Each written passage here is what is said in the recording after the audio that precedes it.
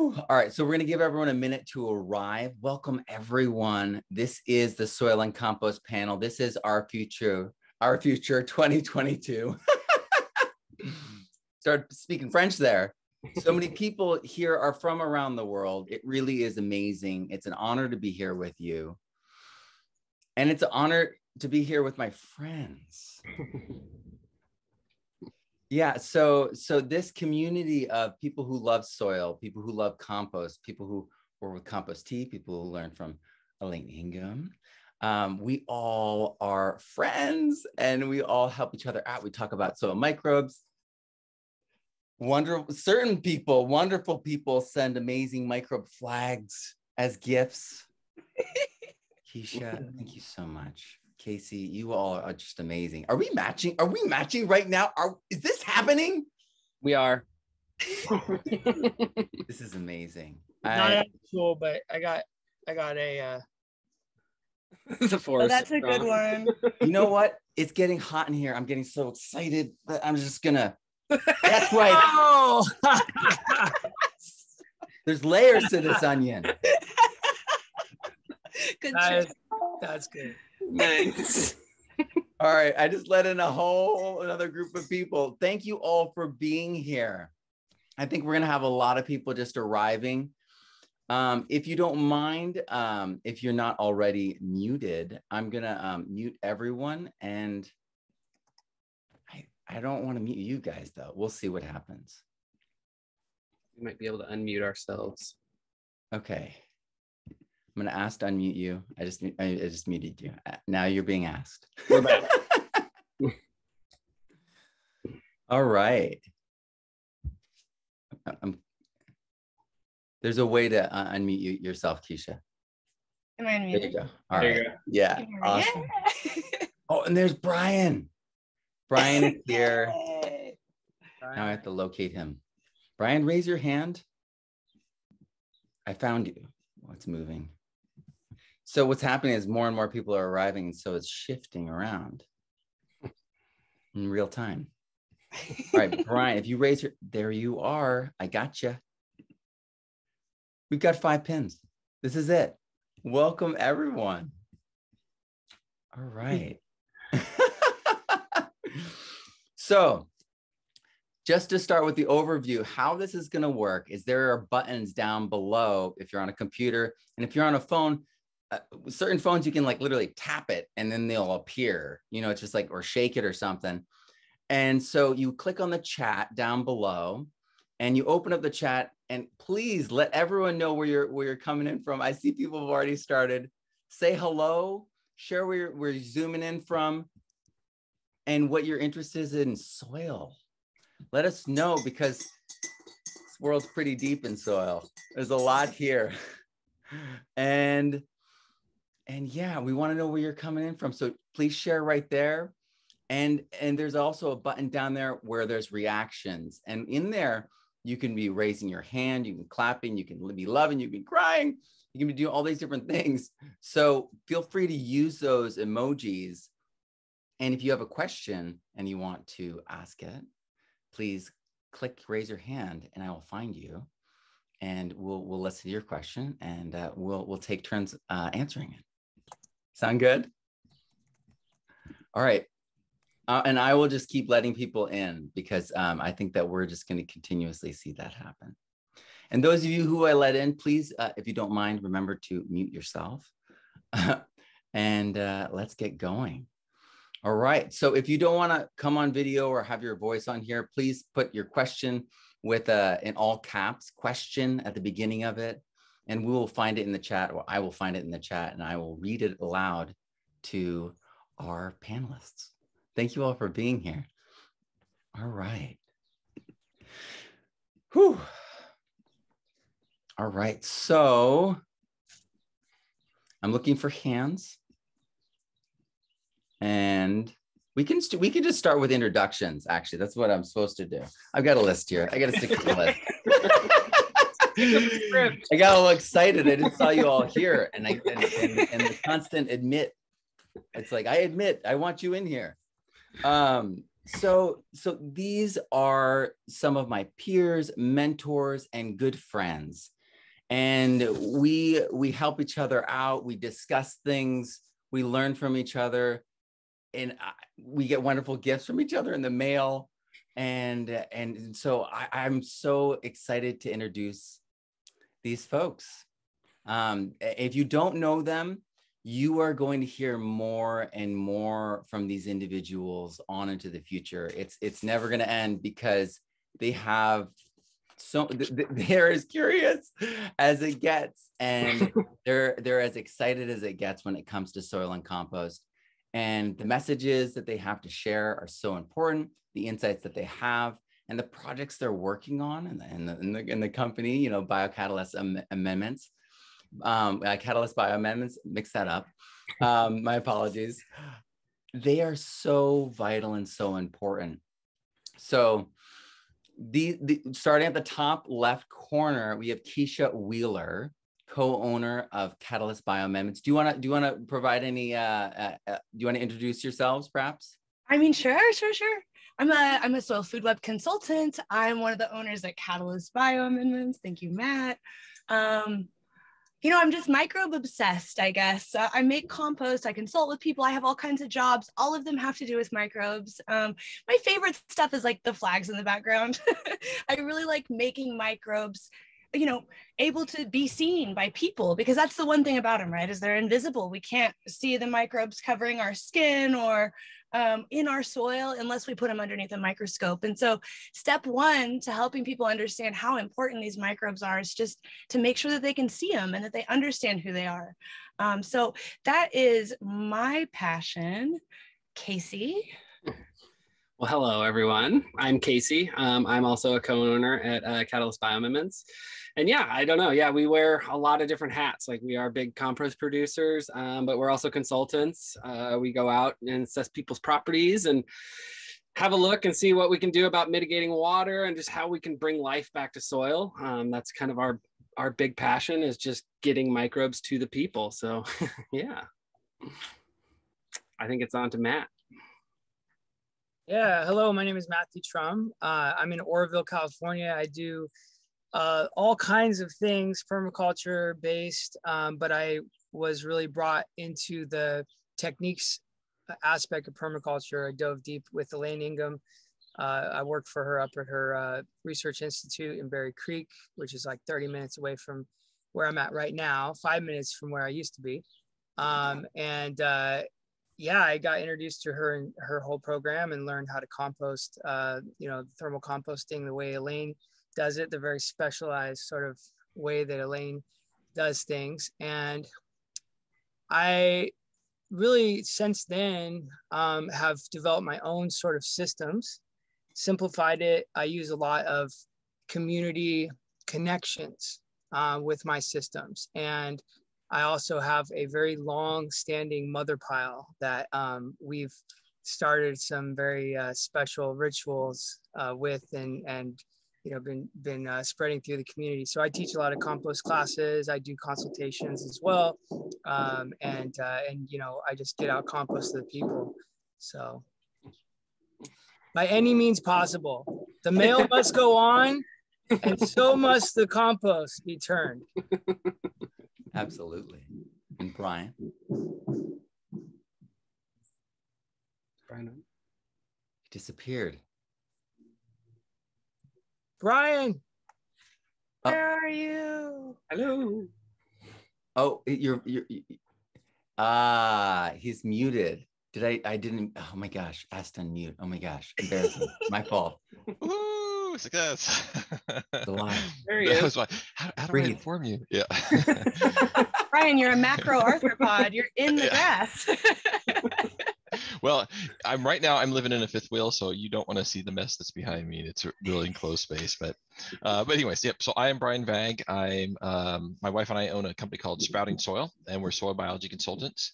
Went through the same training that Keisha and Casey went through, so a certified soil food web advisor. And you know, my business has led me to a lot of different places. I find it very fascinating that I work on residential properties, forest restoration, grassland, pasture restoration, a lot of orchards, nut tree, and a lot of vineyards, and then annual crops. It's kind of amazing to me how many different people need the type of work that we're able to provide or consult upon. And I think it's fascinating that I get to be able to touch so many different sections of where people grow food or grow plants. So I've been very blessed to be able to have done this. And I come from a background where I actually worked in the high-tech industry for decades. And kind of, I guess you could say, have a midlife crisis. My wife and I had a homestead, and we wanted to grow the best, most nutritious food possible. And we started very conventionally in our approach, migrated to permaculture practices, and then found Dr. Elaine and went through the whole soil food web schooling and transformed our homestead. And I thought, you know what, this is too important work to do. I want to be able to do this in a large scale and help transform the food industry in particular into using soil food web practices and really get away from agrochemicals. And so that's where I'm at. Thank you so much. Thank you all for being here. Well, there are so many people here. It's so exciting. There are people from Idaho, people from Humboldt, California, New Mexico, Cincinnati, Alberta, Canada. I saw someone in Italy. People from Italy, Morocco, the Netherlands, Oroville. There you are, Matt. Yeah. All right. So the first question we have here is, when filling raised beds, what ratio soil to compost is best?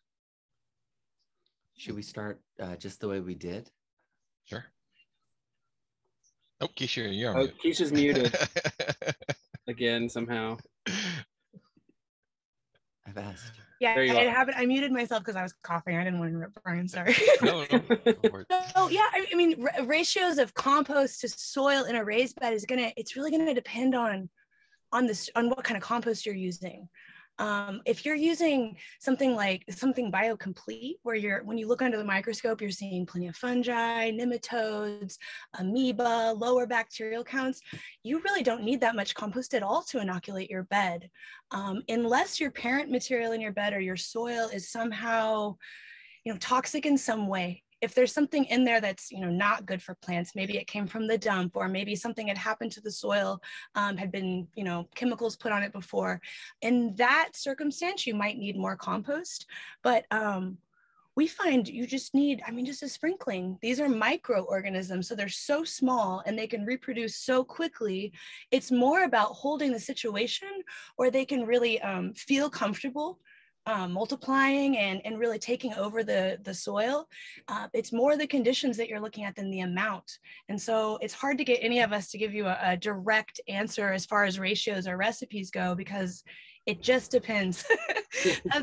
We say that all the time. It depends. The scientific answer, right? It depends.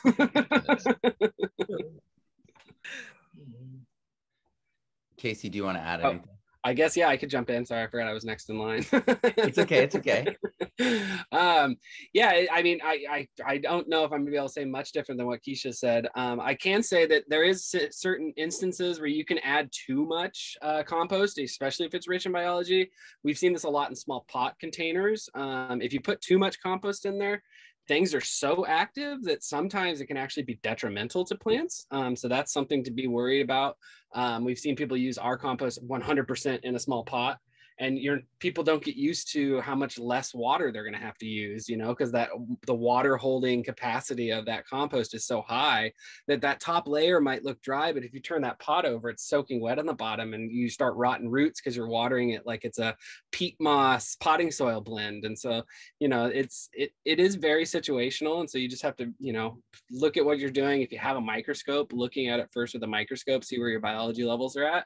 And then, start inoculating that slowly is, I guess, what I would say. Yeah, and I would just add that, obviously the parent material for the filler soil that you're using, right? The bulk soil, because you're not necessarily want to use all your compost in a bed, right? So I'll tell you guys what I do with when I pot up, and I do mostly perennials and trees, right? So when I pot up trees, I'm using something like a Kellogg's mix for my bulk, like some patio plus Kellogg's, right? It's got a good fungal balance to it, right? But then I'm adding maybe about 10% of the pot on the bottom with some soil like that. I'm adding another 10% of compost, and then I'm adding, maybe like 60 or 70% of the bulk soil, and then I add the compost on the very top. And why do I do that? So I have something at the bottom for the roots to really be happy with and get into. We got the microbes down there, they're starting to spread out. But then I'm adding that compost on the top, a good layer, maybe about an inch. And then as I water, it's those microbes and those nutrients are falling into that, right? So it's like I create the house, right? You want to create the housing with the soil structure, right? And then you want to add in the occupants into that system. And so if you're making really good compost, and if you have a good amount of biology in there, it's going to spread. And if you're feeding that soil like you should be afterwards, then you can reproduce that population pretty quickly and save quite a bit of money. I might even lasagna layers the bottom of raised beds, right? Like I might even add just lasagna layer, green material, brown material. Maybe if it's a 3 foot raised bed, I'll do 50% at the bottom with a lasagna layer, and then like a Hugo or whatever, and then I'm adding all that what I just told you guys into it. So that's kind of the equation that I use. Yeah, and for me, Keisha, Casey, and Matt hit a lot of high points. A couple of things I also ask my clients is what's the budget, and also, so just on budget itself, if you're going to be purchasing a biologically complete compost, it's usually fairly expensive. Just the process to make it, and that's just kind of what the market bears right now. But those composts in particular, you don't have to use as much because, again, it's meant as an inoculum. We're trying to get the microbiology into the soil. So the other thing I look for too is the parent material that you're going to use as the soil. What is the organic matter content of that soil? If it's extraordinarily low, then I want my compost to give to me both organic matter as well as the biology. If the organic matter in that parent material that I'm going to use as for the potting soil is high in organic matter, then I might be focusing more on getting the microbiology into the soil versus using it as an organic matter source. And so in those cases, I'll usually use less compost and do more like soil drenches with compost extracts and things like that, liquid amendments. And kind of a generic recipe I tend to use is if I'm making raised beds or I'm making pots and things like that, is right around 10% compost. Sometimes I'll add in 5% biochar, just depends. And then I'll use the rest of the soil or the base that I'm using. So, well, I remember many students asking about this, and there's times, and in the past, Elaine's talked about how she's done experiments where she's like almost like tricked other scientists, and she's given them soil and they're like, oh, this is great soil. It must be 33% clay, sand, silt. It is so beautiful, and then they like test it and it's like mostly organic matter. And they're like, but that just doesn't make sense. You know what I mean? right. And so she's done this. And the reality is exactly what Keisha began with, is that, well, it depends on what we're talking about. Sure. Because it can be done. You can have pure compost as your growing medium, but it needs to be structured like soil, like that fooled that scientist, right? So that means that the life needs to have had time to develop the structure from that organic matter.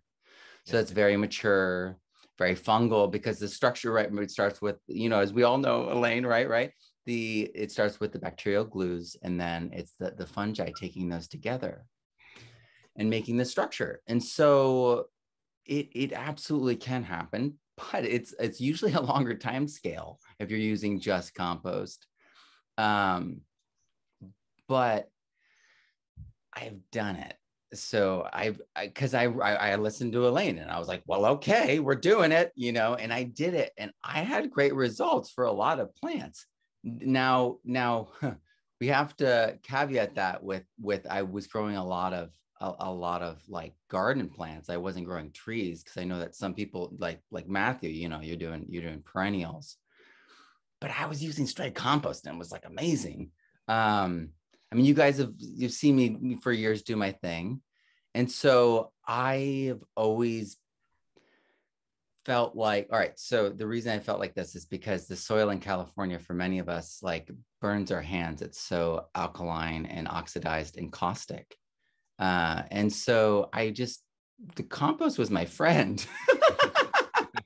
So I just used it as like so liberally that I know it's possible. But the flip side was discovered in the past 10 years of me adopting all this. And that's exactly what Keisha said. You don't need a ton.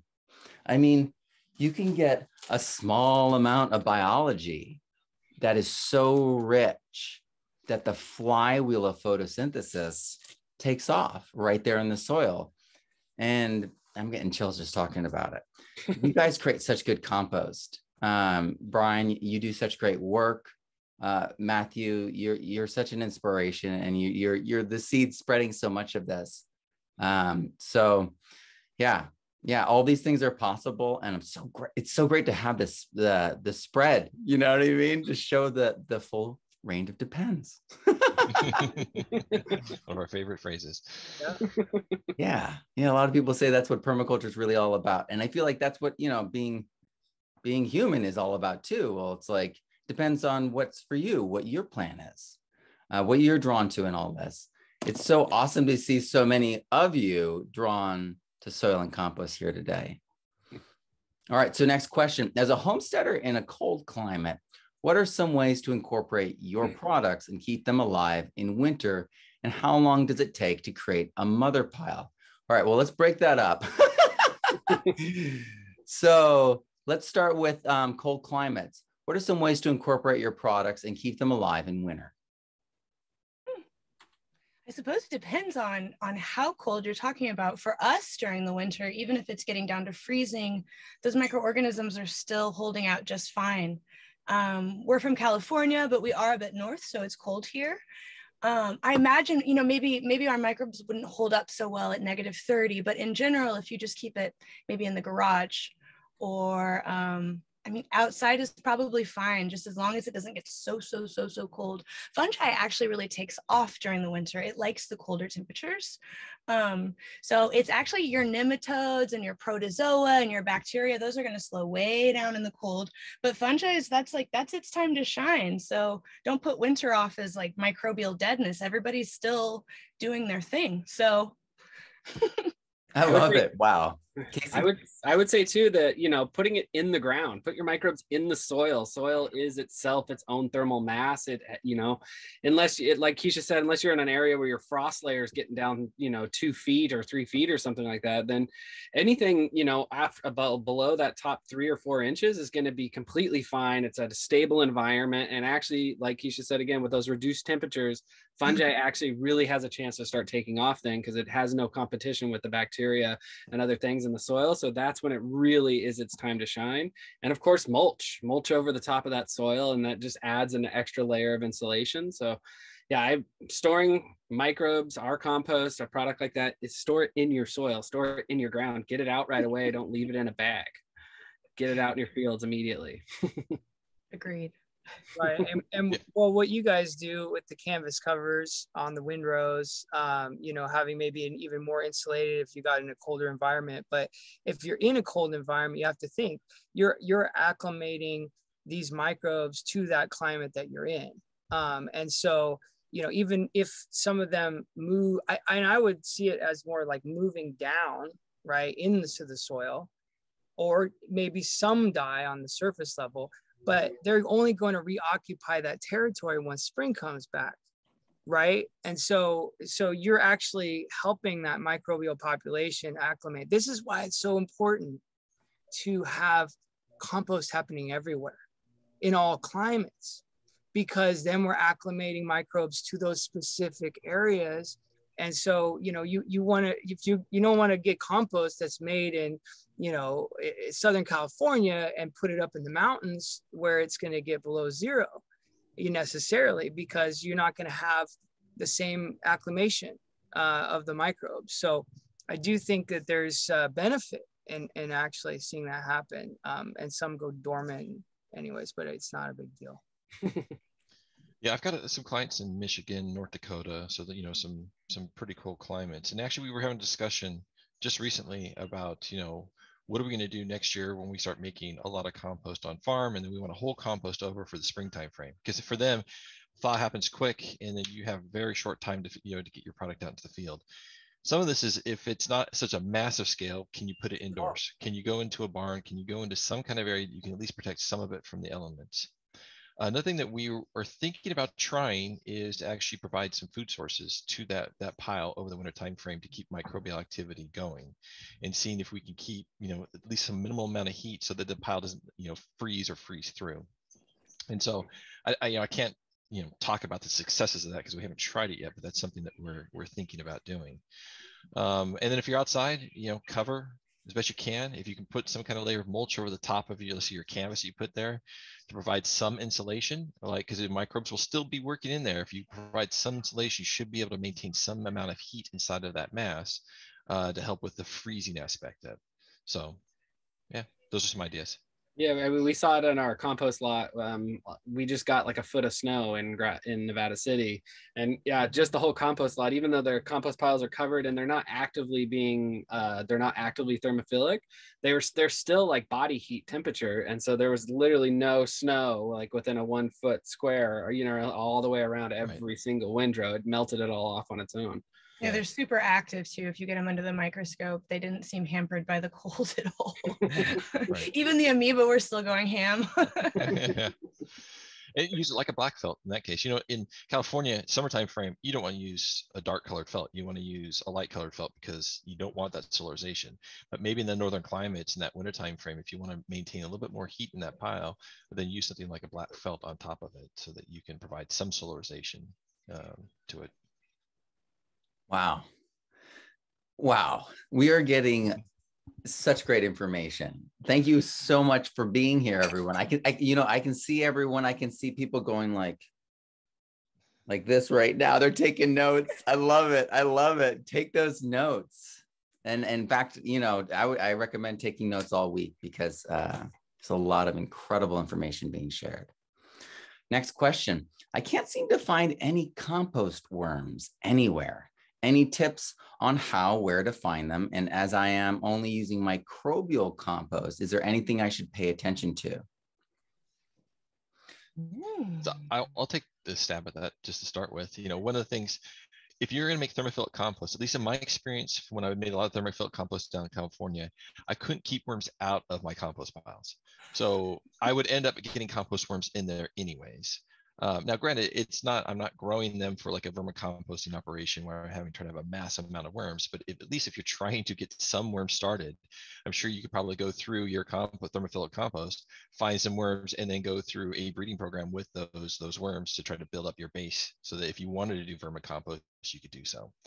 I'm curious, you know, with other panelists in here, as far as, have you ever made a compost pile where you didn't end up with worms? You know, 4 months down the road, you open up that pile and there are no worms in there. I would be kind of shocked, but I'm curious to see if anybody But we just delivered compost to someone here, and we opened the plastic bag up and there's just worms throughout it. I was like, oh, here's some breeding stock for you. So many worms. And you know, it's not just worms, right, that do a lot of the good work. Yeah. I actually could show you just right here. I've got, I'll show you guys. I've got pill bugs, right, I started a worm bin, and then I get pill bugs in there, right? And I had a kind of an epiphany, you know, a year or so ago, and I go, wait, like, why would I ever worry about pill bugs, you know, in this worm pile? And since I've really let them just take off, I have such a great symbiotic situation here with the worms. Just check this out. Oh yeah. So, I mean, look at that. Yep, they're everywhere. There we are. I got oh, Matt, bugs, if you need worms. because why? Because the pill bugs break down the larger tertiary layer. They break down the larger organic matter, and then the worms take care of the rest. And I've created some of the best verma, pill bug, whatever compost over here that I've ever had, and it's the same in the big compost pile. Not to mention, one of the things that I learned living here, I'm near the river, and we are an old town, in Orville, and we've got cockroaches, right? People that know about cockroaches, okay? What I realized is that when I made a thermal pile, they like to hang out on the edges, right? So when you turn the compost pile, you knock down the edges, you put it to the side, and then you put that in the dead center of the new pile, right? And so I knock it down real quick. And I had ducks before, and they would eat some of the runaways, but I'd keep all my cockroaches in this pile. And when I turn it, I throw all that outer layer with the cockroaches in it into the center of the pile, and they get cooked into the compost. So it's like this whole bait and switch system that I've created, and I've knocked the numbers of cockroaches down. Like there's hardly any now. And I'm getting all that insect frass into the compost pile now. I'm getting all this other benefit into the compost. So all the decomposers. Wow.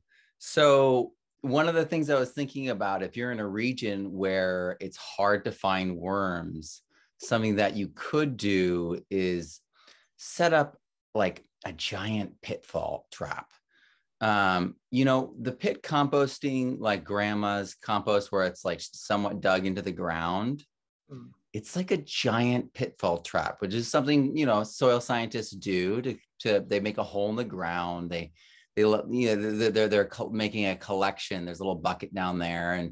But if you just put organic matter in there, like grasses and leaves and such, and it doesn't have to be that big of a pit, over time, as that breaks down, you get a collection of the biology from your region that's native, they're indigenous, right? You're probably going to find worms in there. I mean, you're probably going to find worms in there. If not, you'll find the equivalent for your climate, because there are, there are some climates where earthworms aren't as typical, and we've got other things in those climates that will show up too. So I would do that, and then take a sampling of that, and then add it to your compost at the beginning, and add some at the end, so you have both. So that's what I would add to that. I love what everyone said. So I, again, got exuberant, and I went ahead and I skipped the whole mother pile question. I thought that's such a good one, though. It's something that my students, because we've all seen your video, Matthew, just to let you know, we've all seen it. Everyone here. And folks have a lot of questions. They're like, does it just disappear? It's like, how do you refresh it? How does the size stay the same? How do you develop and maintain a mother compost pile? Well, so it's probably one of the most important things, I would say, and I think Casey and Keisha would agree with this, is that, when you have your piles you're turning, over time, you're going to have the larger materials sort of slough off on the edges, right? And this is how I usually start a mother pile, like especially if I'm setting up a new client. I've had mine now for 10 years, I want to say about 10 years, going strong. And when I created it was just basically, I made my very first thermophilic compost pile, and I put it in very much intention. And you guys will have to see the video. I won't go into the details too much, but it was a dedication to a very special friend of ours that passed away. And we had gathered organic materials from her. We put a whole sort of a ritual and ceremony into it, intention. We put a lot of energy into the making of this one compost pile. And we yeah, and then every time I create a new compost pile, I leave a batch of the old compost, and you know, I keep it fed. I check it under the microscope. I make sure it's doing well, and then when I create a new thermophilic pile, that's my inoculum. As I build the new pile, I add it in layers as I build the new pile, and so the life continues, right? And so I've inoculated that new compost pile with, you know, like sometimes up to 20% of the mother compost, right? Which the higher, honestly, you know, the better. And you can consider that compost as, you know, a certain percentage of brown, maybe say 80-20 even, brown material, something like that, depending. But you know, you're just continuing on that mother, and you just basically, it's just saving some of your pile and continue it on. And also, it's really important, the big part of this is you got to share it with your friends. Compost trading, yeah. That's important. Compost parties. Yeah. And in fact, I think one of the first compost piles you guys made over there at Catalyst was some donation from the mother pile that I had over here.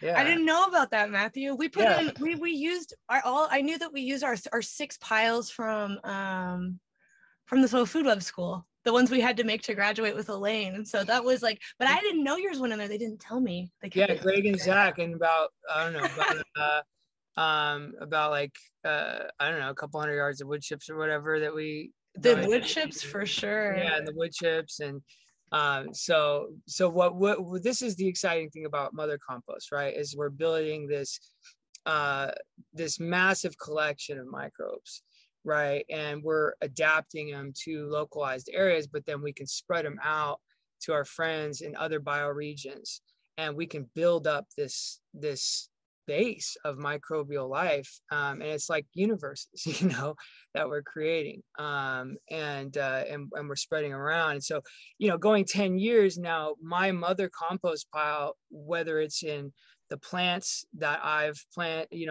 sold through my nursery, whether it's in installs that I've done, whether it's in students or it's in clients' properties, I mean, it's probably has been spread out to almost 100,000 people. I mean, I guess by now, at least, you know, and then think about all the gazillions of microbes that have been created in this. So the woman's name was Kathy that passed away. We put into the, you know, some of organic materials from her into the compost pile. And she's been spread out in so much life all over the place, school gardens, people's properties. I think there's a deeper intention than just what's actually happening on the microbial level too, I think. Awesome. And also one thing that it was kind of touched upon here is, you know, inoculating your piles, you know, using from a mother pile or from, you know, other compost piles. One of the key goals we're trying to shoot for is diversity of microorganisms. You know, a compost pile is going to have a microbiome. There's going to be a set number of organisms. Another compost pile that's been made with different starting materials and different inoculum is going to have its own unique microbiome. Adding in those different microbiomes into your composting process is really key to maximize the amount of diversity. You know, there's 2 things we're trying to shoot for when we're making biologically complete compost. It's the biomass of those organisms, so how much bacteria and fungi and protozoa and nematodes, microarthropods, all that kind of good stuff. But what's really, really key is that I have a very diverse set of those organisms, so that when the plant wakes up and says, hey, I need copper, molybdenum, or whatever those nutrients are, there's the bacteria and fungi home to be able to go mine those nutrients, and that you have the predators that are going to feast upon those microorganisms in your pile. So diversity is key. And I think any way you can find to diversify your inoculums and the inputs that come into your composting system is really, really critical. Keisha, Casey, you want to talk? Oh, Matthew. Well, one quick thing while I'm like sparking out here is that it's the other part that's really cool about a mother pile is that, you know, it's sitting there, you know, ambient, right? And sometimes I'll actually cover crop it too, just so you know too. I'll actually cover crop the mother pile, and I'll use it for my teas and things with the cover crop attached and the roots attached and everything. I'll make a tea out of that. But it's there, and I always let it attach to the ground, so it's actually touching the ground. That's where you get all those long cycle relationships with the ecosystem too, right? So you get the earthworms entering it and all the other things entering it too. So you get all that localized biology really has time to integrate into that compost.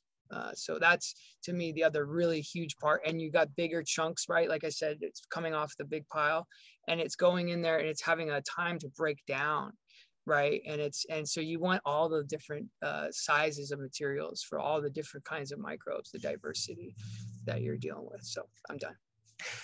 So I would just add to that, like, just practically, like, when we're composting, when we're trying to regenerate soil with microorganisms, you've got to think about it is the microbes that are doing the work. And so just like spending so much time with people that are learning how to make biocomplete compost, thermophilic compost, any kind of compost really, getting the actual microbes in the compost is people's #1 problem. You know, they'll get it to hit all of its temperature, they'll get it under a microscope and like, oh, okay, there's no one home.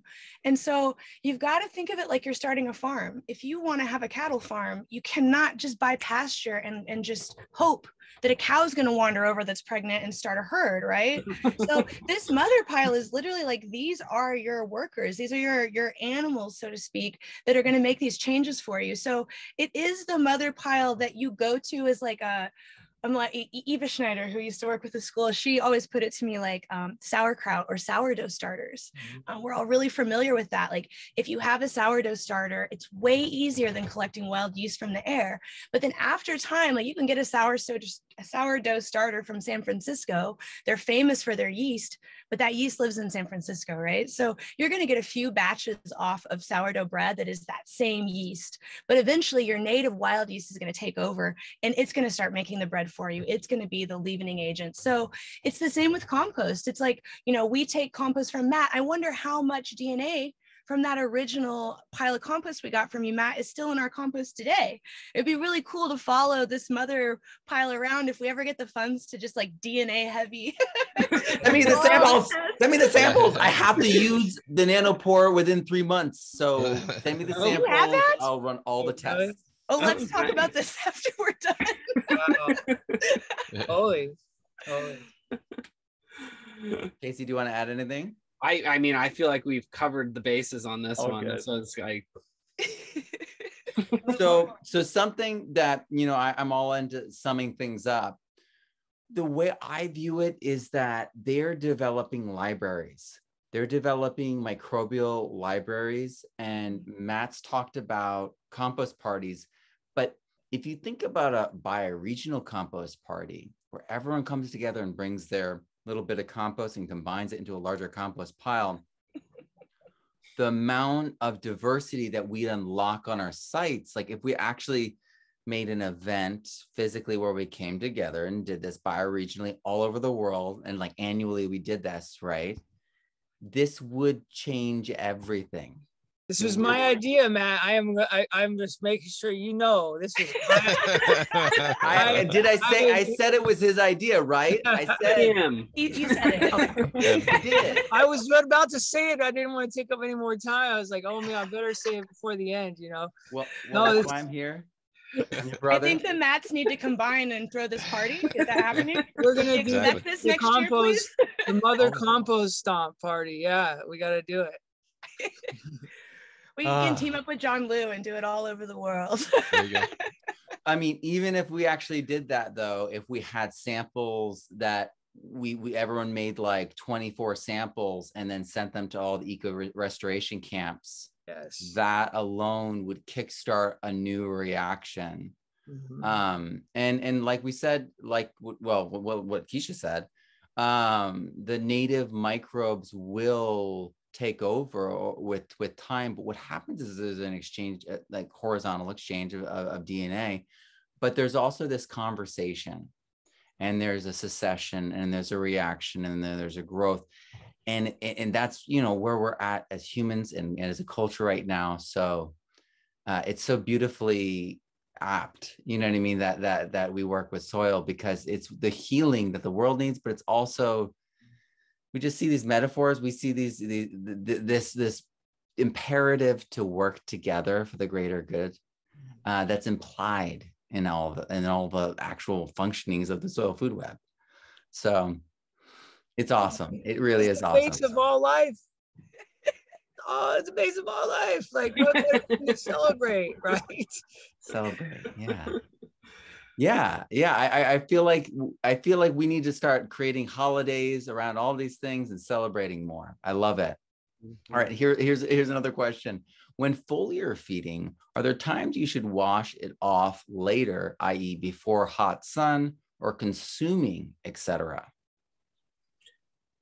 Are we talking about microbial foliar feeding here? I'm going to assume we are. Right.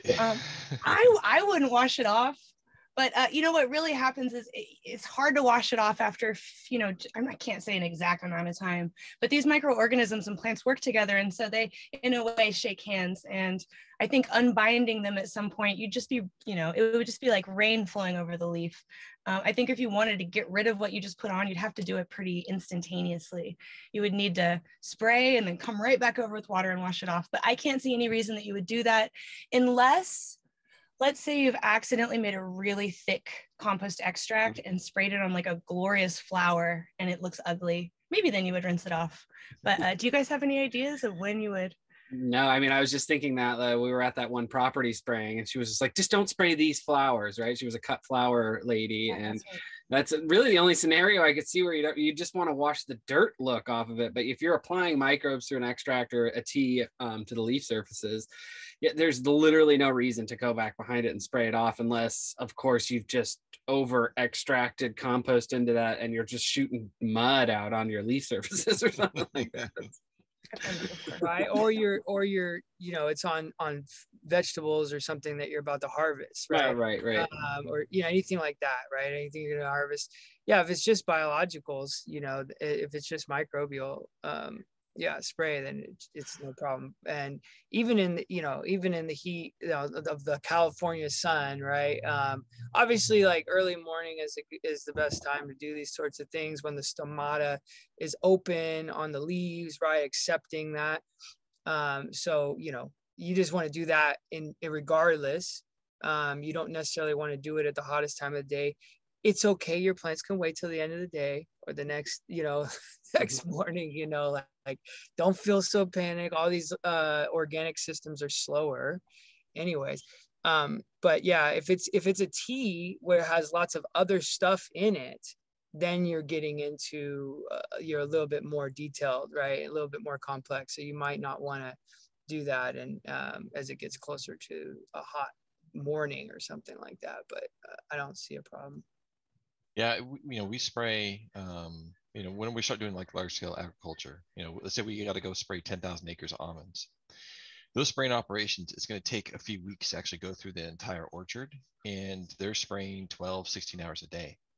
And you're really not stopping. And what we found is that as long as you're not making too fine of a mist where you have so much evaporation occurring at 3 o'clock in the afternoon in mid-August type of thing, you should be fine.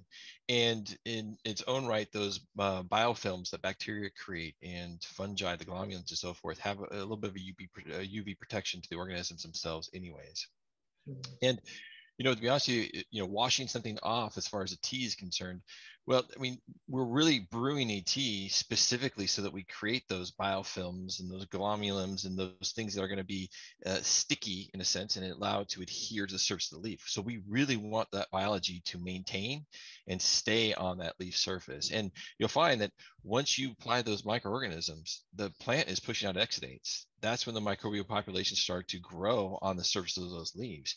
You know, we'll see right after you spray, you may only have maybe 10% of the microorganisms adhere to the surface of the leaf, but 10 days later, you'll be at 60% because of that growth of the microorganisms on the surface of the leaf. So yeah, washing off, you know, like in, you know, like Casey mentioned about the cut flowers, you know, well, you just have to some forethought. Yeah. Don't spray a tea that has a lot of humic acids because it will change the color. You know, one of the things I always am concerned about when I'm doing residential yards is spraying compost teas on plants right next to houses, because you know, if they've got like a cream colored house or, you know, a white colored house, yeah, you're going to see humic acids on there, and it will take a while for those actually things to break down. So We accidentally sprayed a white Tesla a few weeks ago. oh yeah. They had to go wash it. You could for sure see it.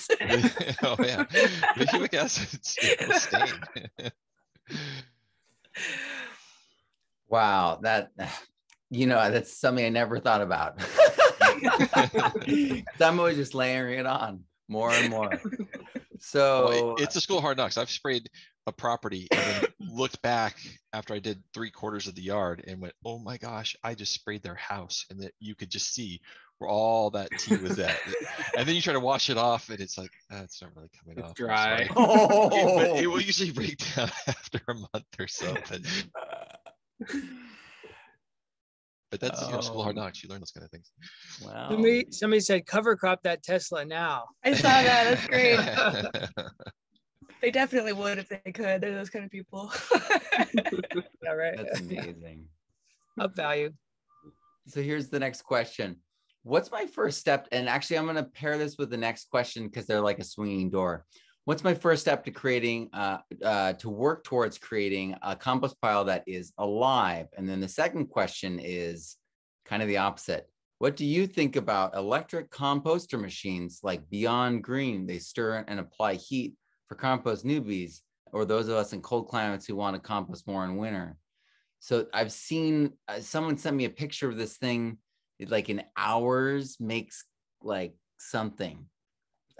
We've been talking about this. Something. So you can pick whatever you want to answer, right. So if you don't want to talk about like the eerie like machine, that's fine. But like we can talk about like what to do right instead. I mean, we could do whatever you want. I think the Erie machine has a place, and I've just changed my opinion on this. Like I was hard against it 2 weeks ago. I was like, those are dumb, don't use them. I was wrong. They have a place. Well, no, okay, it's not compost, you guys. Gigs up. It's heated food material. It's just dried and heated food material. I don't think it really makes compost. I haven't put it under the microscope, but what it does do is it takes your food waste that could be very sloppy, attract flies. Food waste isn't the easiest of all the materials for us to deal with unless we have an army of worms like Matthew Trumm here. He's got his food waste probably disappears in a matter of hours, but for a lot of us, we don't have that. And so what this little machine does is you put your food waste in it on the counter, it's gonna dry it and heat it. And I believe it kills pathogens. It's gonna make this brown granulated material, but that's a brown material for your compost later. So what it does effectively is it takes a very wet, nutrient-dense material, turns it dry, holds its nutrient there, and then you can dump that dry material into a 5-gallon bucket, put a lid on it, and save it to do your thermophilic compost later. And so I think that is really freaking cool. I'm going to get one. Because I live in an Airstream right now too part-time, and I don't have a compost pile in there. So it's like something on the counter that you can just easily dump your materials into. I'm into it. And then I'll just quickly, if you're trying to make a really nice compost pile, let's go back to the mother pile. Get compost from somebody who's making biocomplete compost, someone like that, us, one of your friends that's graduated the Soil Food Web School. They're all over the place now. Get your community going and get some of those microbes that have been verified under a scope into your compost pile, whether it's a thermophilic pile, a static pile, or a worm bin. Getting the life present so they can do the work is the most important part in my mind.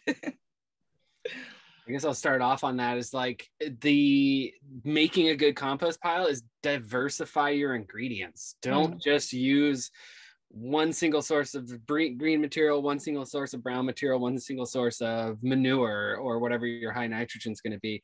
Is try to find as many different things that fit those categories as you possibly can, especially when you're first starting out, because the microbes are also on the starting materials, right? Like a lot of those starting materials are already covered in microbes. So you want to, as many as you can to throw in there, and so that you can give it the biggest boost. And also if you think, different grasses are going to have different minerals and different sugars and different compounds that different microbes are going to want. So diversity, like the more diversity you put in, the more diversity you're going to get out. That's definitely a key when making new compost. And also, having some kind of a mother pile, some kind of inoculum compost that you can throw in there. that's going to be huge. It really gives you that kickstart, that booster. It's just, yeah, just like a sourdough culture, you know, it's just like that. Just diversity, I guess, is really my. And to the drier things, they're actually pretty, they're a one way of dealing with waste, right? It's like Keisha said, it's reducing that, it's increasing the storage capability of that green material, of that soppy, wet, nasty thing that if you've left in a bucket is going to go putrid, and now you're actually losing all that nutrients off as gas. So it's actually, they're pretty cool, but yeah, not compost. Use it for a good purpose, really. Yeah, you're not using it to compost, you're using it to make compost materials or starting materials. Yeah. You know, and yeah, go ahead, Matt. Oh, I was just gonna say I've definitely seen machines like that. In fact, I'm 20 minutes from Sierra Nevada out here, and they have a giant one at Sierra Nevada that all the kitchen waste from the whole restaurant goes into it, and it heats it up, right? It's super high heat, and it spins it right through. And I know they do add some microbe to it, actually, right? Like some sort of EM or something, into it. But I agree with Keisha and Casey, is like, it's not, obviously it's not like really breeding life. It's a structure, right? It's like soil. It's a structure depending on what they put in there, right? But at least it does preserve. I'm always steering away from high tech kind of solutions, because the more high technical it is, the more parts can break, right? And more opportunities for things to fall apart on you, more expertise, etc. So I don't like that as much. As far as making your compost, though, I say the easiest thing for most people to do, and worm bins are great, for the average person. Like, if you can get a worm bin going, it's probably really simple for you. But if you have a family of more than 3 or 4, it's like, do an ambient pile. That's what I do, right? So I basically do 3 to 1. Every bucket of kitchen scraps I add 3 buckets of brown material. So I've always got my brown material waiting right next to this pile that I build. Okay, and I build probably about equivalent of a 500-gallon size water tank, okay, a year. As I add the browns and the greens. And at the end of the year, and I usually do maybe 2 a year, I'll create my thermophilic pile, and I'll use that pile, the ambient pile, as one of my main inputs.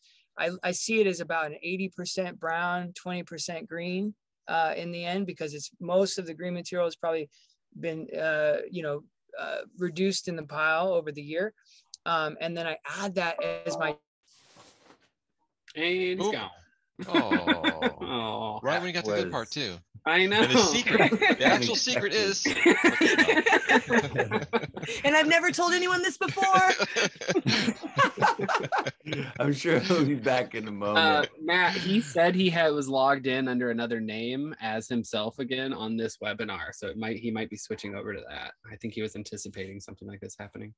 Raise your hand, sir. If you're there, raise your hand. The compost. All right.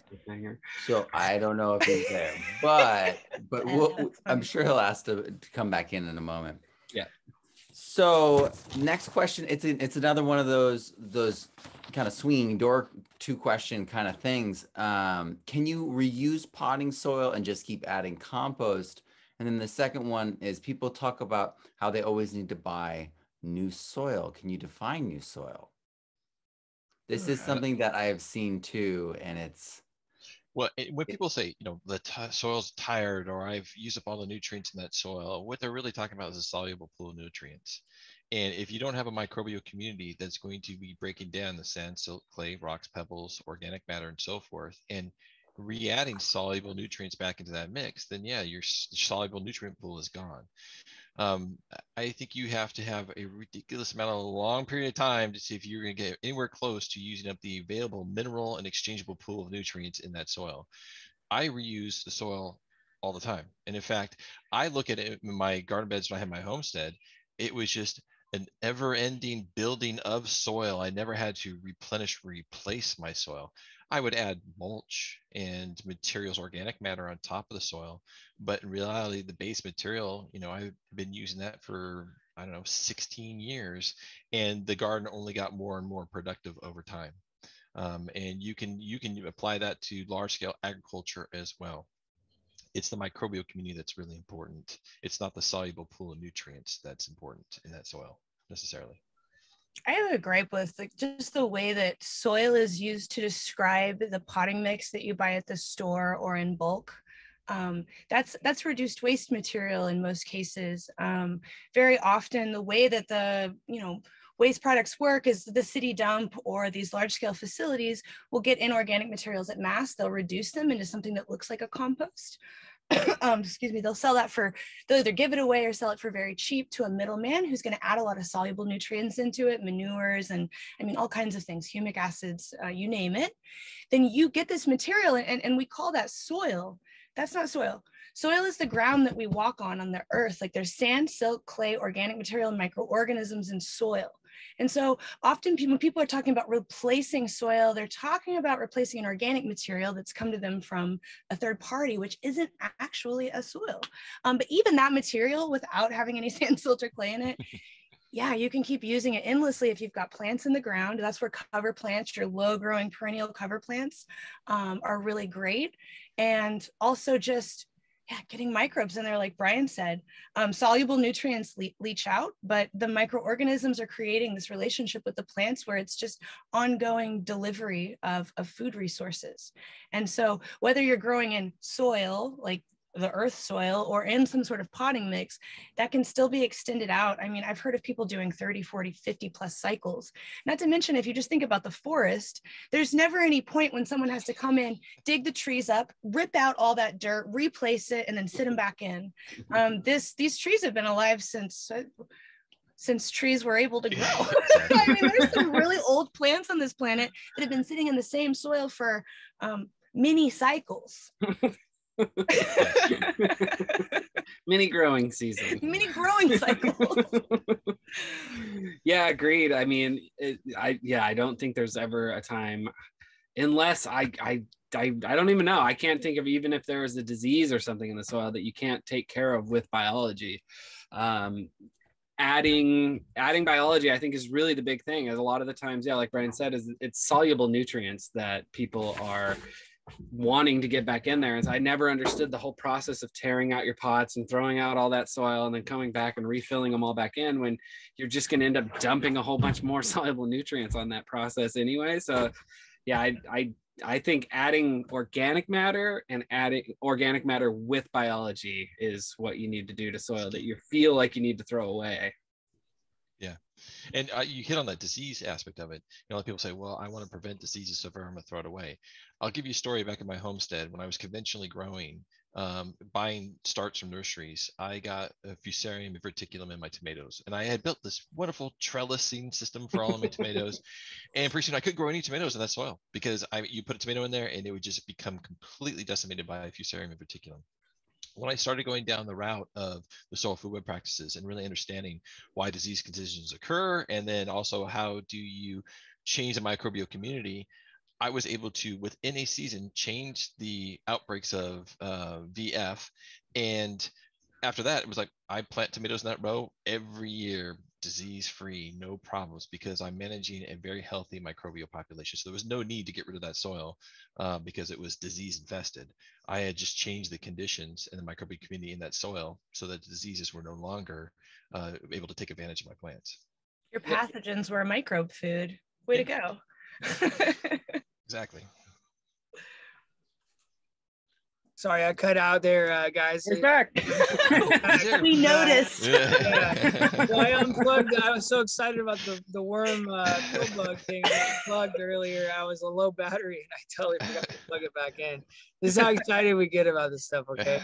Sorry, guys. So yeah, I just wanted to finish my thought of what I was saying before was that I make that ambient pile and then I add it into my mother compost as a bulk, and And then I'm going through, obviously I'm getting rid of all the pathogens that could have built up potentially, or weed seeds in that year, right? But I'm still got all my diversity from all of the things that I've grown in the yard, right? I'm preserving it, because you can't really save if you don't do that, there's not really another way, unless you have one of those machines, right? To save all of that great materials that you had, that's coming from your system all year long, right? So get it back into that thermal pile. Anyways, so I didn't know what you guys just talked about, but I'll pass. All right. So I have experience with this because I was on a site in Guerneville on a 90-acre site, and I was trying to restore the watershed, and it was a site that was dry 6 months of the year. The wells were all dry. And so it was once used as a pot, well, 2 different pot farms. And so they dumped their soil. And so I know this is a habit that when they're buying this peat moss medium, and it's the, it's peat moss and the oh man, I'm blanking. It begins with an A. But the mineral, you know what I'm talking about? Casey knows what I'm talking about. Azomite. Yeah, it's just pure like azomite and peat moss. Mm-hmm. And so they're dumped all over that site, like in giant piles. And in fact, there were sections of the site that were overgrown soil mounds, and no one could see them. But I was walking around, and I could, recognize walking around on something that was just like, had no structure to speak of other than Bermuda grass racing through it. And it was like Mother Nature trying to reclaim that soil, trying to bring structure back in, because they just brought in, talk about simplistic ingredients, right? A 2-ingredient medium. They sprayed it all with nutrients and just juiced up those plants, and then dumped everything and did it again. And this is a serious problem, because this is their pattern. So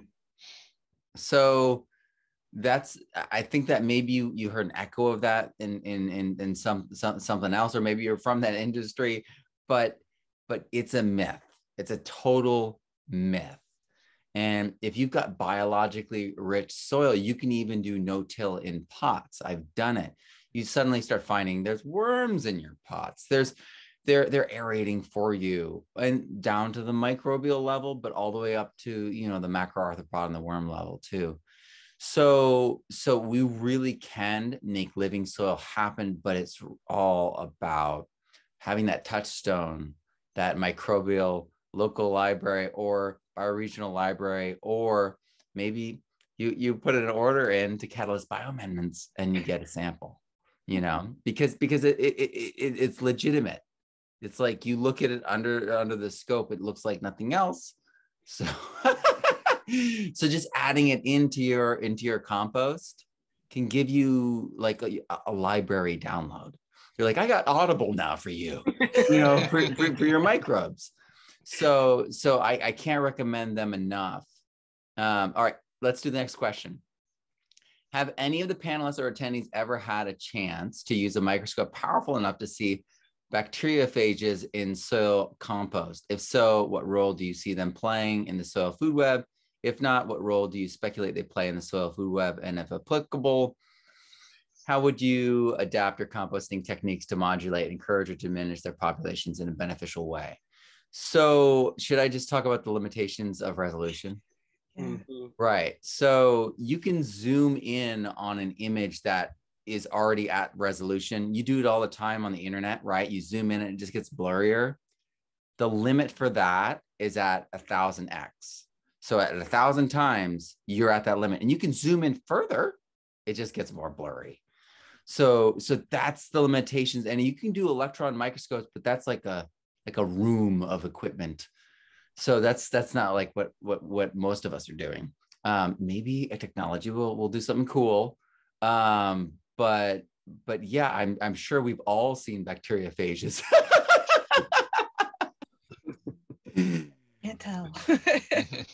But yeah, do you guys want to add anything to that? No, I think you technically hit it spot on. You know, for us, the work that we do when we're doing microbial assessments, we don't need to observe that.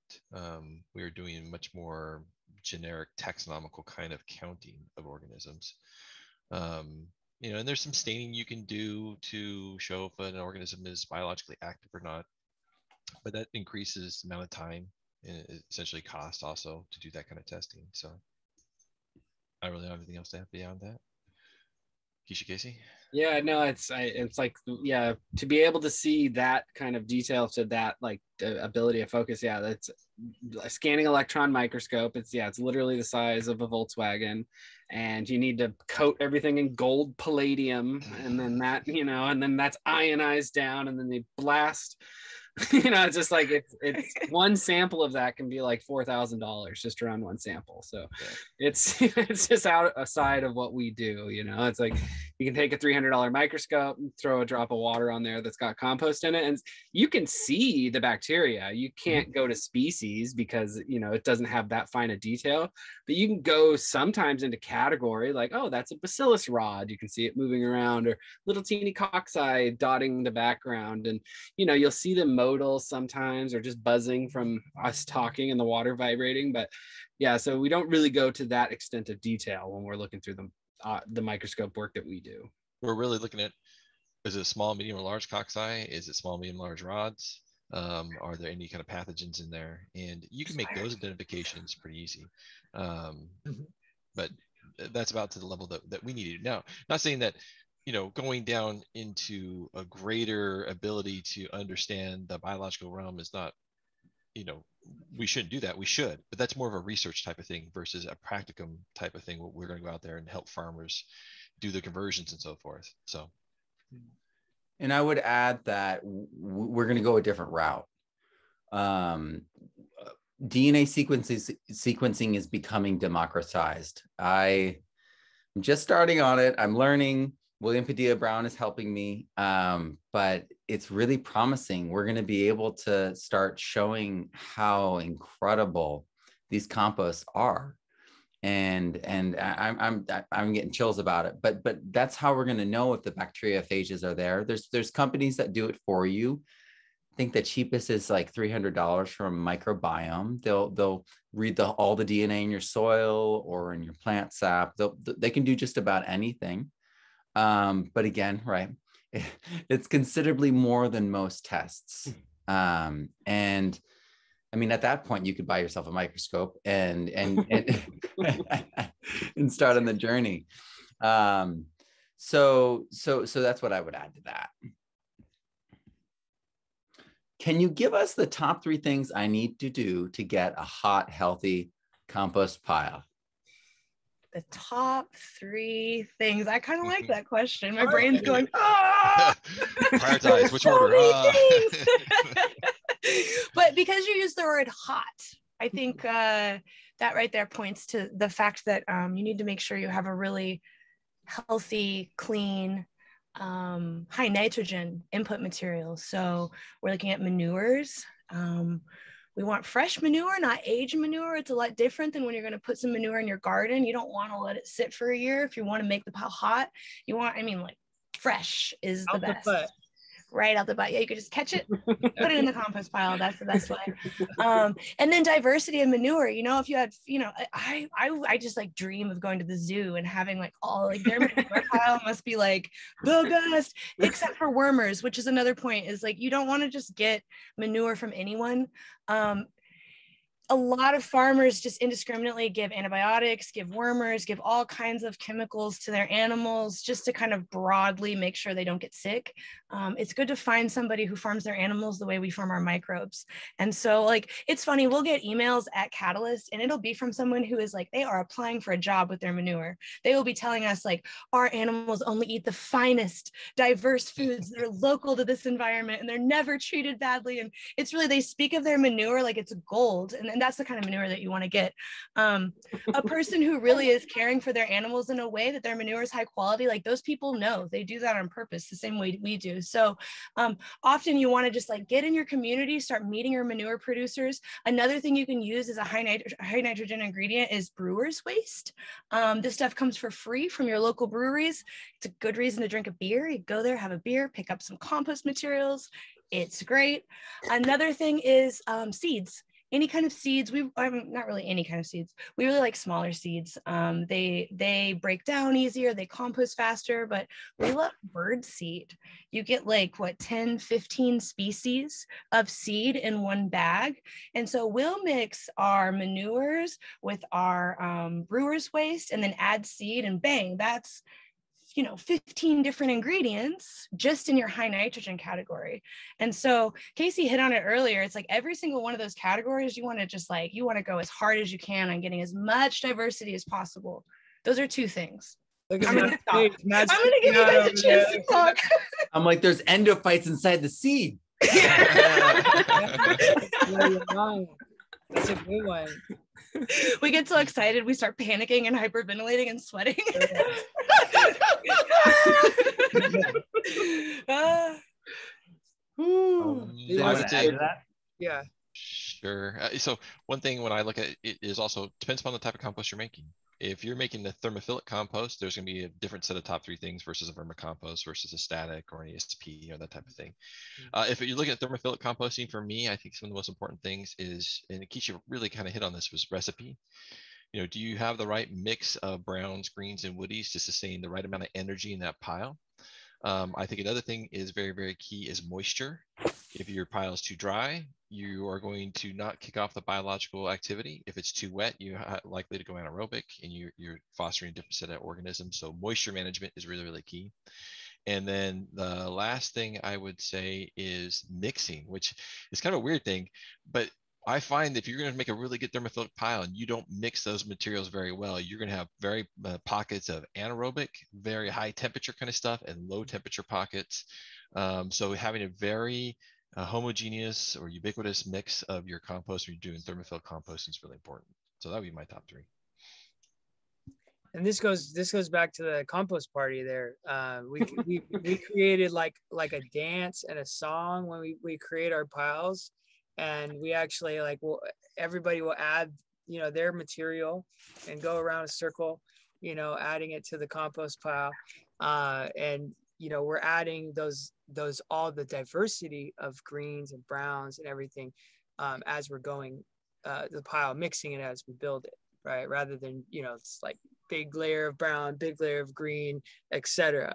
It's all well mixed. But what I thought I'd add to this conversation was when you say hot pile, this is a very big misunderstanding about thermophilic compost piles, is that the heat has something to do with environmental situation, which of course it does to a certain extent, as we mentioned before, where you're in a very cold climate, or maybe even it's extreme on the other side, very hot climate, right? You are getting some die off on the pile, right? Maybe on the outer layers, but the heat from a compost pile is coming from the organisms themselves and their activities. So it's all about recipe, right? And it's all about getting those microbes up.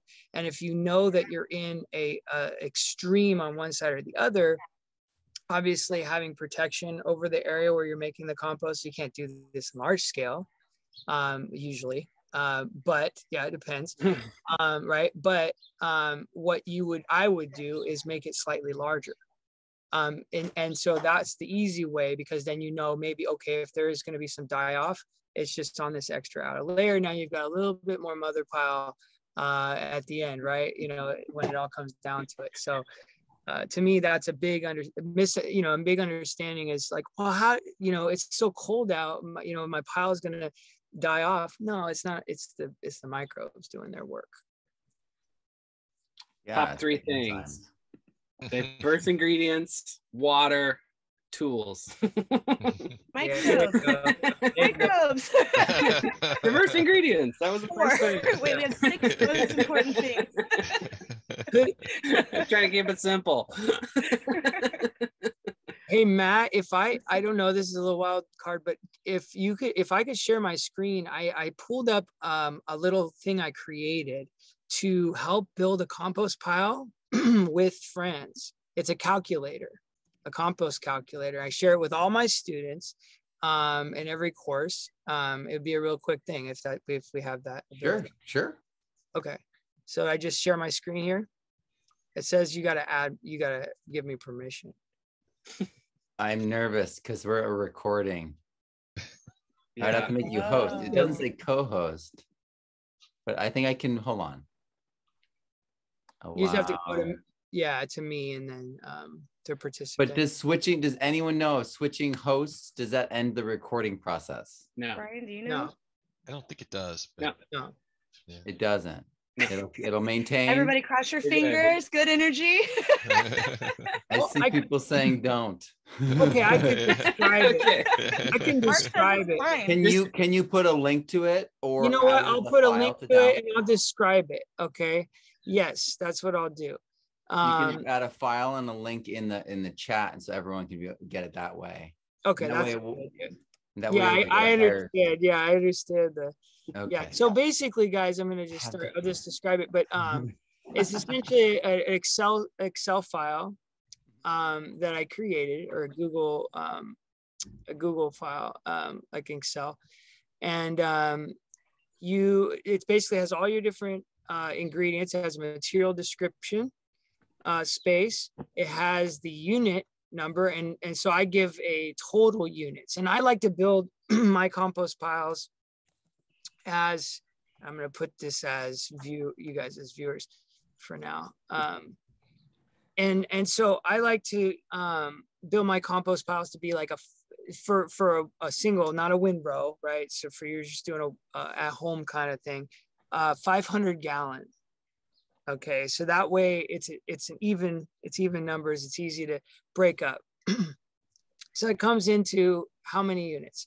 A total of 50 units. If I break it down, each unit is 10 gallons, and I have the 10-gallon pots that I can measure each material as I bring it in.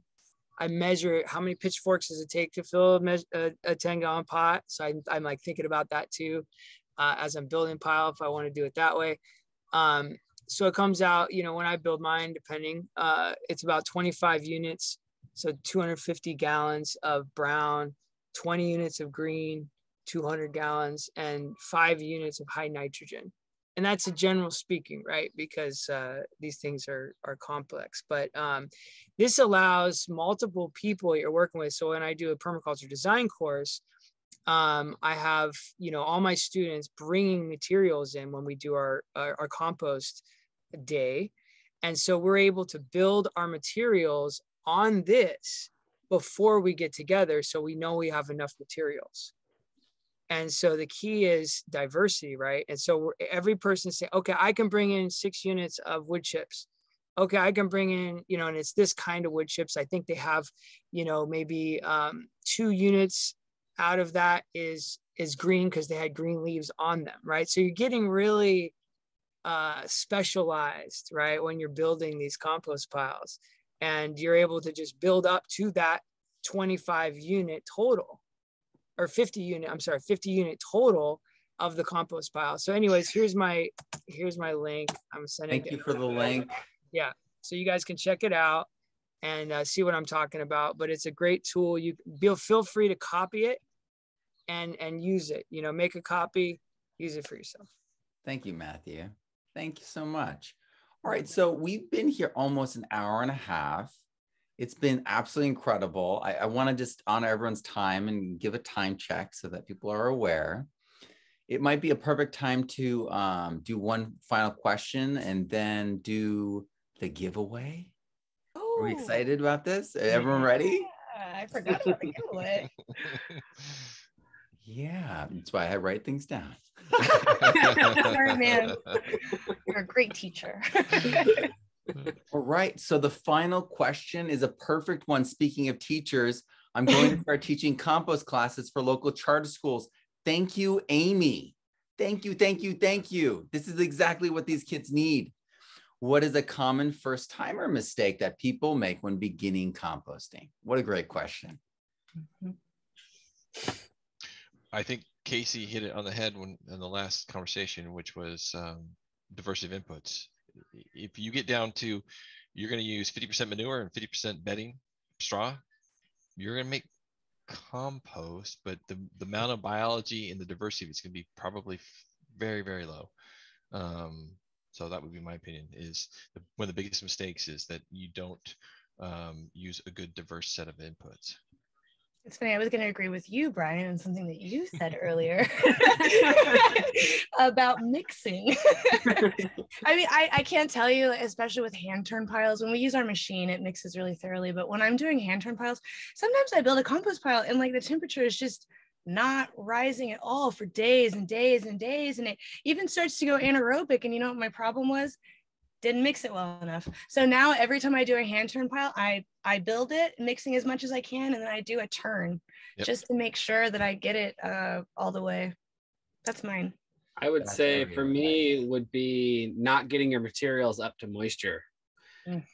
Soaking your wood chips in buckets beforehand, soaking your seeds if you're using them ahead of time.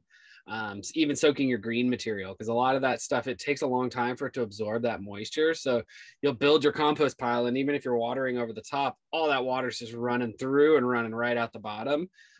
So bringing all your materials up to moisture before you start making your compost, I think is a huge mistake, because you'll see it, like you'll build it and it'll kind of get warm, and then you start watering, and as things get warm, they start breaking down a little bit. They start holding that moisture more. And so after like 3 or 4 days, you give it a turn, and then it shoots up, shoots up in temperature like it's supposed to. But so yeah, not getting enough moisture in there in the beginning will slow everything way down while you're trying to get it up to temperature.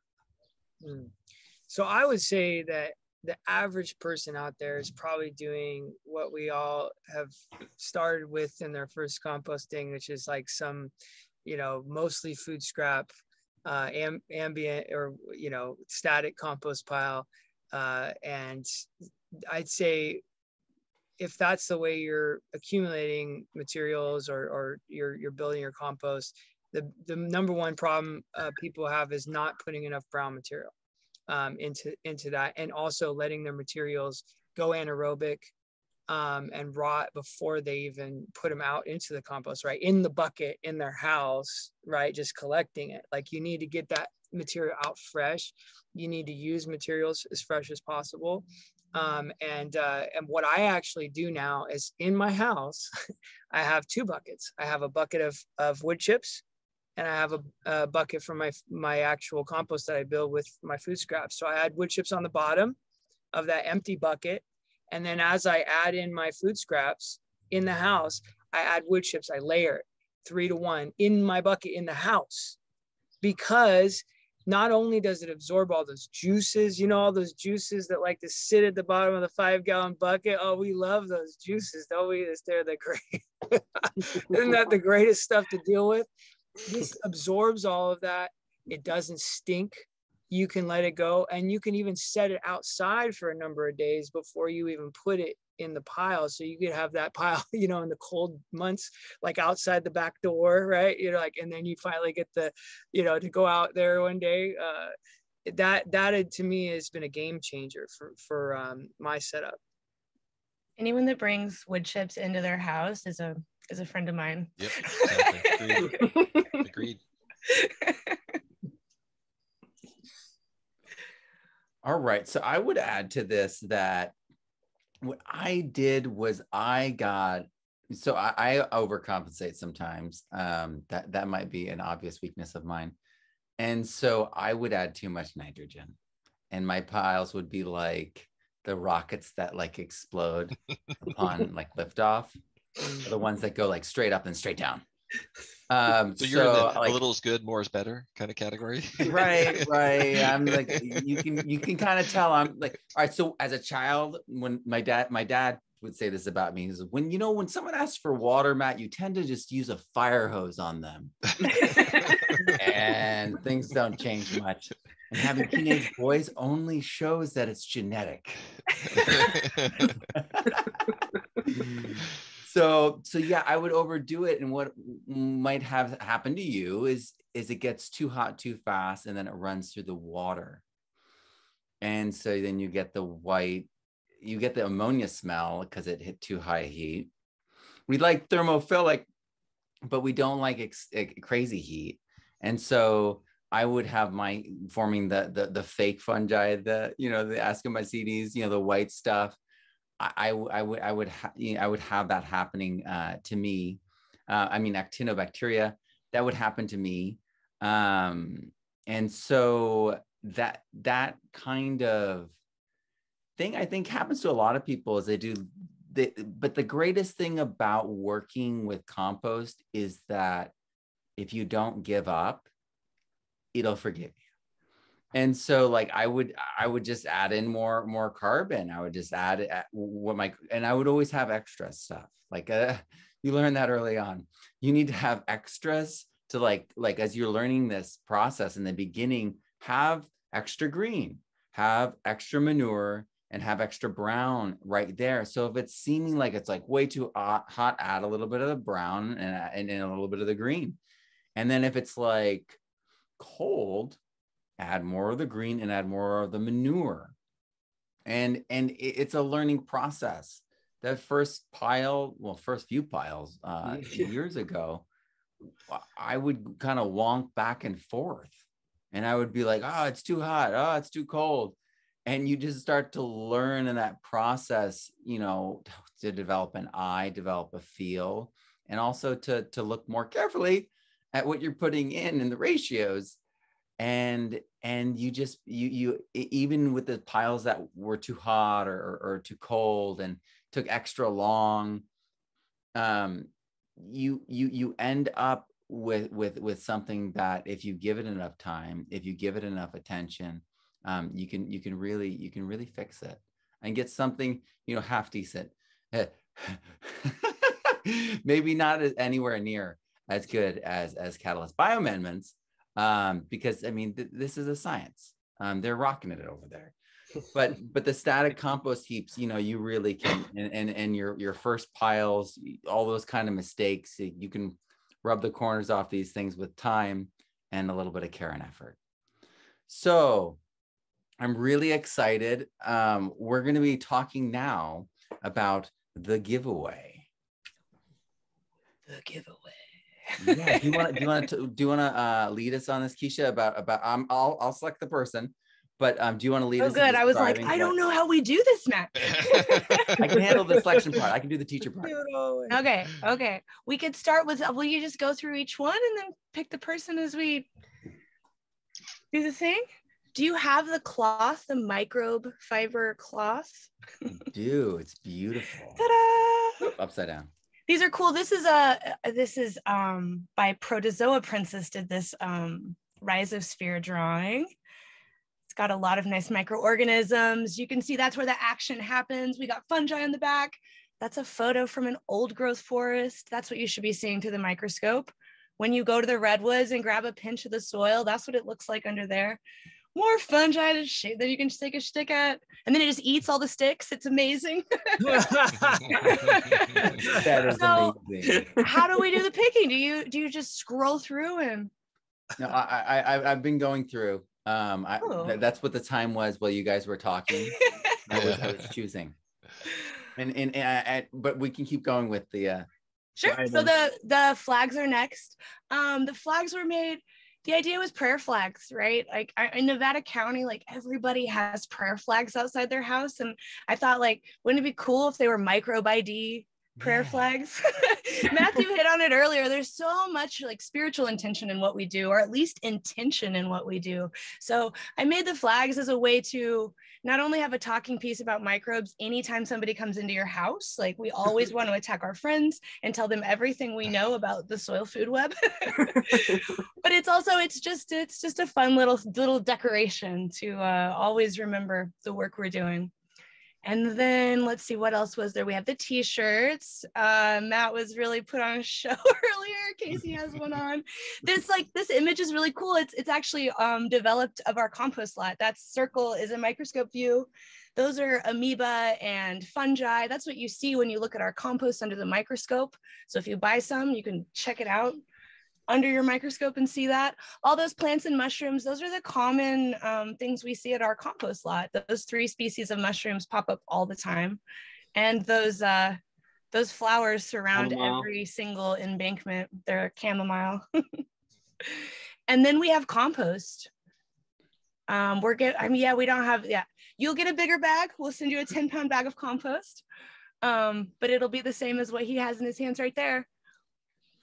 Okay, let's see if she is still on here. Jen Mansfield, you won.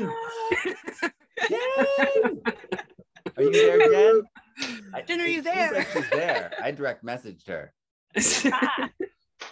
Jen, you won. Hit her on the DM. Thank you all for being here. Yeah! Yay. Awesome. Okay, now, do you have an email address that she can contact you at? Yeah, Keisha at catalystbioamendments.com is a great place to find me. I'll type it into the chat for you. Yeah, oh yeah. Good, Casey, thank you. Maybe. Oh, there it is. Thank you so much for doing this. Casey and Keisha, your creativity brings the soil food web information to life, to closer to our hearts. And I mean, literally, right?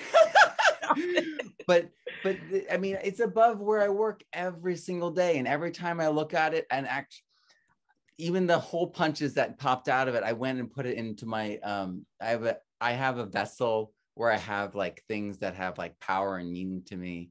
Mm-hmm. and I put things in it. And one of those things is actually the hole punch from up there. And because I just value what you did so much. I was not expecting it. And it's one of the nicest things that anyone has ever done for me. Thank you so much. That's very heartwarming. Thank you for saying that. It looks really good. It looks amazing. And so everyone, I really want you to be part of this. I mean, we are part of a family, of a movement, of a group of people that is so enthusiastic about soil and compost. Because as Matthew Trumm said, it's everything. It's our health, it's the plant's health, it's the animal's health, it's the health of the earth itself. And that's why I felt like we had to start here with the whole our future, because our future is predicated on our soil. And I just feel so hopeful about the future because so many people care about it. It's something that at the beginning of my journey into permaculture, I was like, okay, cool. I like compost. Cool. Yeah. And be like, there's microbes. All right, cool. I'll take your word for it. Here we go. I was all about the seeds, the shiny, colorful seeds. But over time, I just saw the importance. I also just got hooked. My curiosity got hooked. And it's amazing to see. I mean, it seemed to come from left field for me, just out of nowhere, just hit me. And it's kind of like that, I think, for a lot of us in this space, is that we just were struck by it. And now we're enamored. And I feel like you all are too. So thank you for being here and participating in this.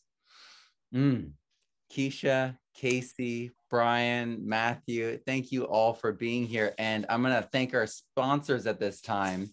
Specifically for this giveaway today, it's Catalyst Bioamendments. Their talks were today. The links below. Click on their link. They've got gear, they've got merch, they've got the most unbelievable compost. If you're composting, you're going to want to get some of their compost just to add to your library. So check them out and get connected. And they're so helpful too. If you're getting compost for your farm and you've got questions, and they'll answer everything. And if you're close enough, that you guys deliver, right? You guys, yeah, and we ship. So look them up, make friends. And Jen, I'm so happy that you won. Awesome. Thank you all for coming. Have a wonderful night. I will see you tomorrow. Thank you all. Thank you, brother. Yeah, thank you. Thank you, Matt. Matt, for putting this together. Yep. So lovely. So good to see all you. Thank you everyone for coming. This was really fun. Thank you, guys. It's all about the soil. Bye, everybody. All right, everyone. Thank you so much. I will see you tomorrow. New videos will be released in the morning.